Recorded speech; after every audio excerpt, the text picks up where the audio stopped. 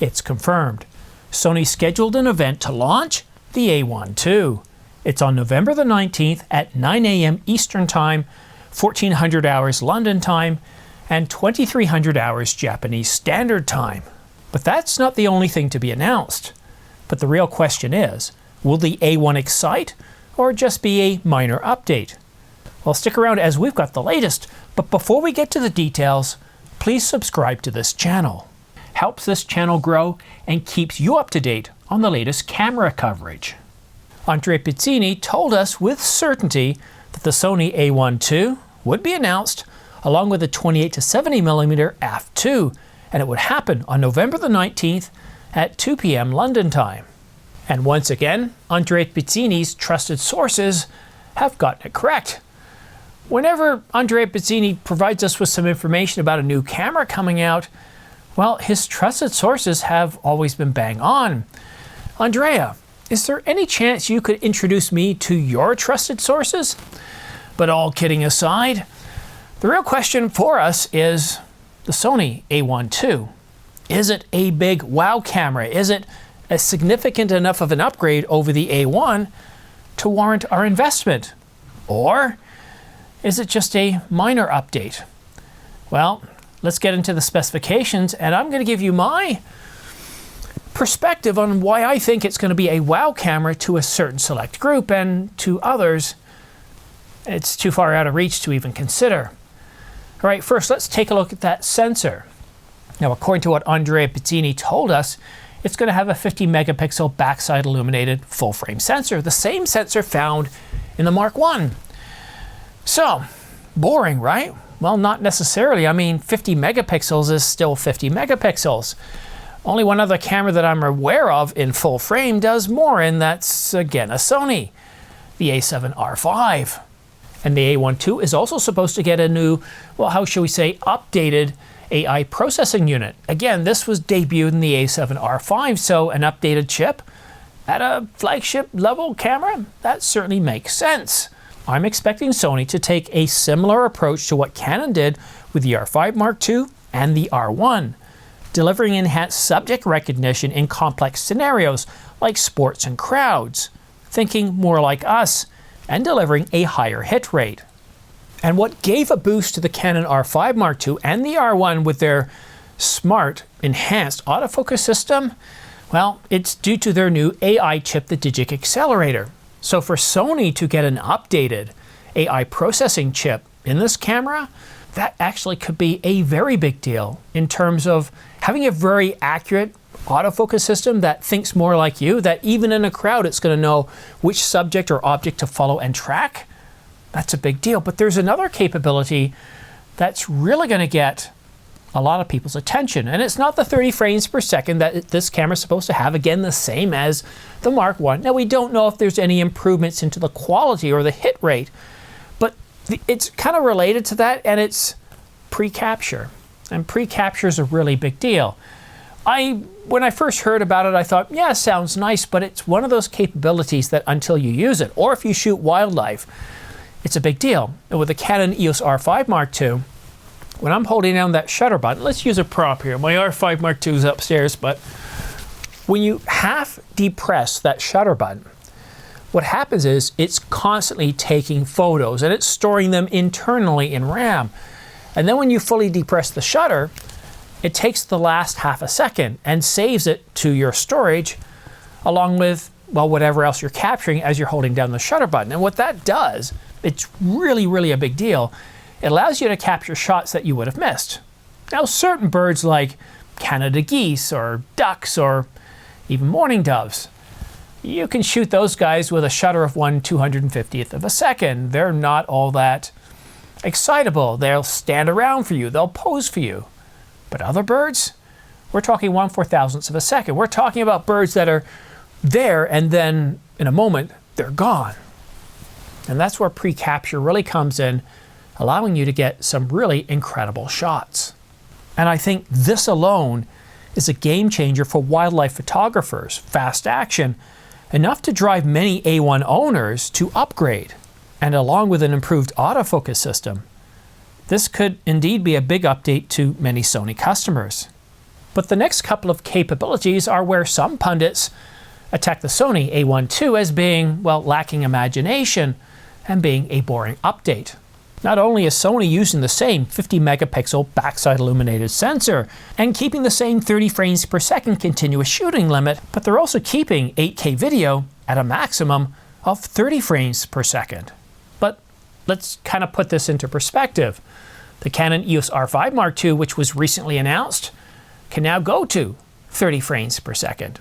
And the R1, well, it can go up to 40 frames per second, but it's got half the resolution. So 30 frames per second raw, that's still what I would consider to be rather impressive.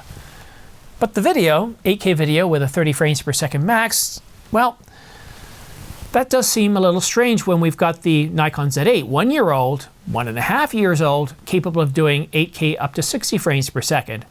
And the recently announced Canon EOS R5 Mark II can also do 8K up to 60 frames per second raw. If I was Jared, and I'm not, I don't have enough hair, but I'd probably give the Sony A1 II at least a half a dozen check marks for pre-capture and the new autofocus system, the new improved autofocus system. And then probably another couple of check marks for the IBIS system going from 5.5 stops up to 8. And that's a big deal. At 5.5, it was kind of handy, but 8 is really where we expect a camera like this to be. It's their flagship mirrorless camera after all. But there is another capability that I'd probably give it at least 3 or 4 check marks. And that's the, well, new storage system. And again, according to Andrea Pizzini of Sony Alpha Rumors and the YouTube channel by the same name, the A1 II is supposed to have CF Express 2.0 Type A Gen 4 card slots. Although in Andre's recent post, he's actually put in brackets, I haven't quite confirmed this 100% yet. Considering the CF Express Association has approved Gen 4 last year, and CF Express Type B cards are already coming out in Gen 4, this would make a lot of sense. It would make a lot of sense because that decision to stick with CF Express Type A with a faster limit now on Type A, well, that starts making Sony looking like, well, the kid on the block that made the smart decision. Type A, now what kind of speeds would we get? Well, remember that Type A card slots are still limited to a single PCIe lane. So while theoretically Type or Gen 4 could double that, you're still dealing with the same size inside the similar size body, which is potentially going to generate an awful lot of heat.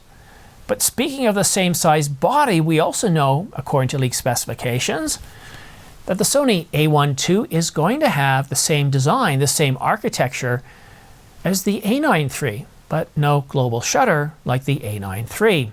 I think if Sony was able to do a global shutter with a 50 megapixel sensor, that would be a big deal, but I don't see that happening here either.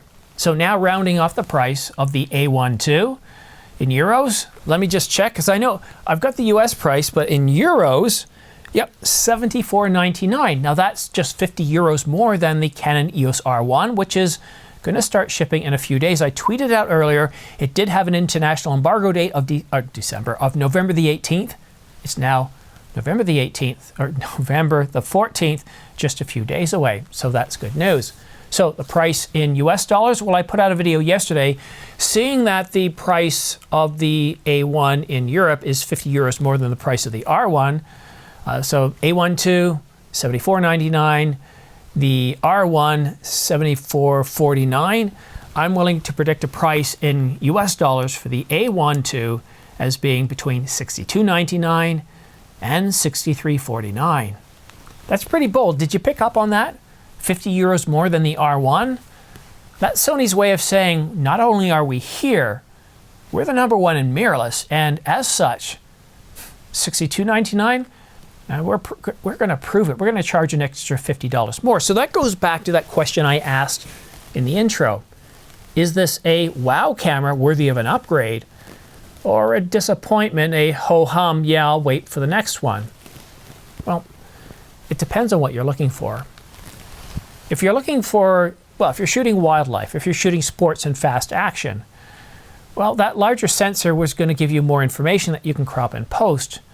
But with pre-capture, a new AI processing unit, new autofocus system that's better at tracking objects and subjects, sorry about that, Well, I think that for that group of customers, ones that own the A1 that shoot it, or even customers that own other cameras, they're going to look at this new pre-capture system, new autofocus system, working together with a new AI processing unit, and I think it's going to be an easy upgrade for you. I think you're just going to look at this and go like, wow, this is huge. But if you're a portrait photographer, no, this is not an upgrade that you're going to need. Unless, of course, you're one of those guys that likes to hold down that shutter button for an extended period of time, then maybe you could benefit from those CF Express Type 4 card slots. Actually, and it's not so much the shooting speed because it hasn't changed. But if you're getting a lot of content, if you're out at let's say you're a sporting event or some event where you're going to come back with thousands of images, having a Gen 4 card slot, that's going to allow you to get the content off a whole lot quicker. Now, you do have to have a computer that's fast enough from the bus speed to the card reader hooking up to that, to the port, and not be doing a whole bunch of other stuff on the computer. There are some ifs and buts here, but CF Express 2.0 Type A Gen 4, if that comes to the Sony A1 II, as Andre Piccini's indicating, that will really help speed up the amount of time it's going to take to get content off the machine. And that's a really big deal. And if you're interested in pre-ordering the Sony A1 II, then please consider using my links down below. These guys right here to Adorama and B&H. And the reason is, well, to be honest with you, it helps keeps the channel going. It helps keep the lights on. And you may have noticed already that I don't use any 30, 60, or 90-second sponsor spots at the beginning of the video. It's not because they don't reach out to me. Almost every day I get at least one asking for some sort of collaboration, partner agreement, and I don't respond to any of them because when I watch other channels that I like, such as the Y-Files or other channels, I find it irritating. But I get why they do it. It's not like they're doing any pre-orders or affiliate links. And one thing I can do on this channel is by using my pre-orders and affiliate links, I can make up for that sponsorship money. And sure, I could make more, but I'm not doing this to be greedy.